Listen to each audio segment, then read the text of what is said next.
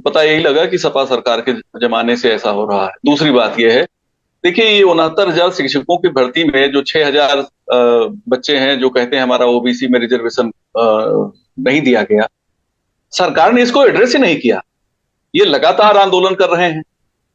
आप मुख्यमंत्री का कोई भी कार्यक्रम यूट्यूब पे शुरू होता है, प्रधानमंत्री का शुरू होता है, ये बच्चे सिर्फ एक ही काम करते हैं कि भैया हमारे आरक्षण का। आप देखिए आपके यहाँ भी जब आपका अभी लाइव चल रहा होगा, हो सकता है 69,000 वाले दो चार लोग उस पर कुछ टिप्पणी कर रहे हों, लेकिन हमारी सरकार कान में तेल डाले बैठी रही। और यही वजह है कि जो ये 69,000 शिक्षकों ने जो इतना नैरेटिव क्रिएट किया अपना, समाज को ये बता दिया इन्होंने कि सरकार हमारे साथ न्याय नहीं कर रही है। और उसमें सबसे जो तीखी लौ की नीम पे तब चढ़ गई जब इनके जो ओबीसी कमीशन जो बीजेपी के ही अध्यक्ष थे, उन्होंने कहा हाँ इसमें आरक्षण नहीं दिया गया। हालांकि कोर्ट के कई फैसले उसमें अलग किस्म के हैं। विधानसभा पे भी इसमें जो संसदीय कार्य मंत्री हैं सुरेश खन्ना, उन्होंने सफाई दी थी, लेकिन वो सफाई इतनी ढीली ढाली और तेवर विहीन थी कि उसका कोई इंपैक्ट नहीं है। बच्चे आज भी आंदोलन कर रहे हैं, आज भी संघर्ष कर रहे हैं। यही वो मुद्दा है जिसकी वजह से संविधान बदलो और आरक्षण रोको और नौकरियां खत्म करो वाला जो विपक्ष का नैरेटिव था, उसने परवान चढ़ा दिया। क्योंकि बुनियाद इन लोगों ने बना रखी थी। विपक्ष ने जब आरोप लगाया तो बिल्कुल वो सही तौर पे खरा उतर गया। आप अगर देखें कि बीजेपी ने राज्यसभा में जिन लोगों को भेजा है, उसमें केवल कल कोई मुझे बता रहा है सिर्फ 2 दलित हैं। 24 राज्यसभा उत्तर प्रदेश से सिर्फ 2 दलित हैं, और एमएलसी हैं 79, और उसमें केवल 2 दलित हैं।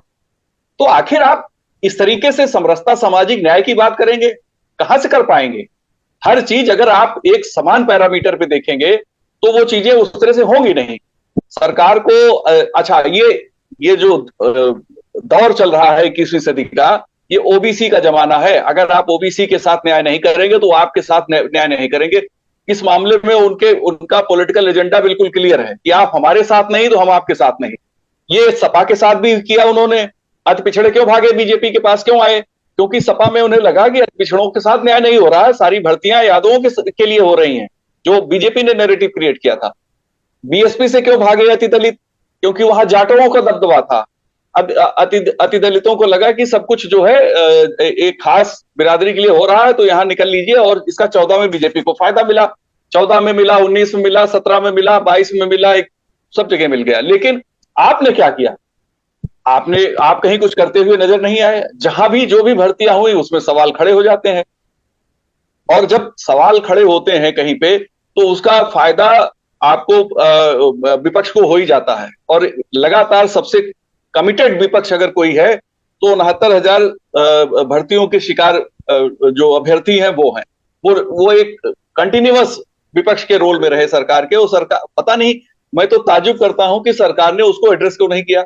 कि कोई ऐसा मंत्री नहीं है, मुख्यमंत्री के आवास को भी उन्होंने घेरने की कोशिश की, और कोई ऐसा मंत्री नहीं जिसके यहाँ न जाके उन्होंने दस्तक दी हो, घेरेबंदी न की हो।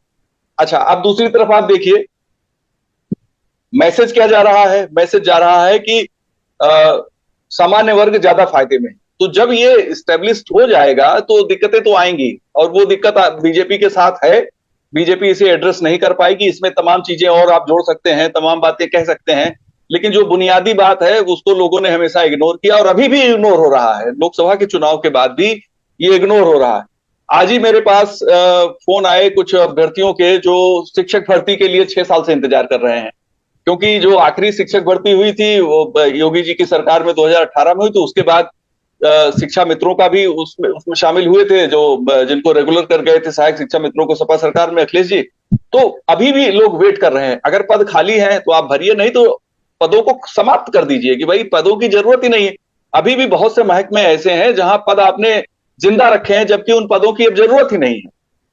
तो आपने कागजों में उनको जिंदा क्यों रखा है? कोरोना का एक अच्छा समय था, उसी में अबॉलिश कर देते, सारे पदों की जरूरत ही नहीं थी कि भाई ये गैर जरूरी पद है, इनको हमें जरूरत नहीं।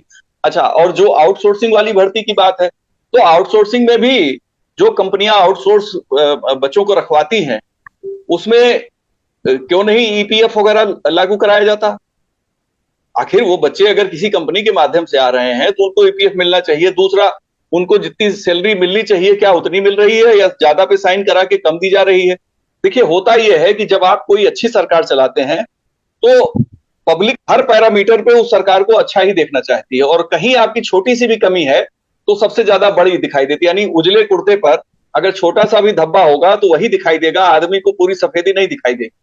और सरकार इस बात को पता नहीं क्यों नहीं समझना चाहती। अच्छा, अगर आप, मैं समझता हूं कि अगर मुख्यमंत्री ने ही संवाद कर लिया होता अभ्यर्थियों से तो ये समस्या का हल हो जाता। और दूसरा पार्ट क्या था आपका निमेश जी, सवाल का? नहीं सर, मैं यही कह रहा था ना कि ये तो सरकार ने जो कुमार जी ने कहा अनुप्रिया पटेल के आरोपों को